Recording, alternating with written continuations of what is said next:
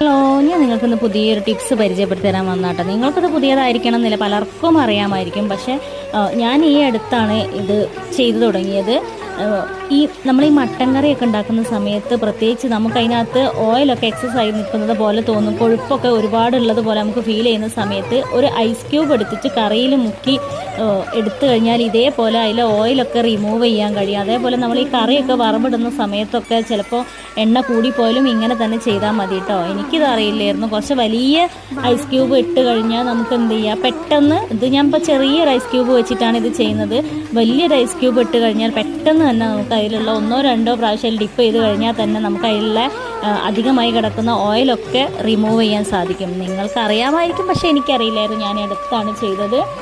അപ്പോൾ അറിയാത്തവർക്ക് ഇത് ഉപകാരമാവുമെന്ന് കരുതുന്നു. ഇങ്ങനെ ചെയ്തു നോക്കൂ കേട്ടോ. Okay, bye. Thank you for watching.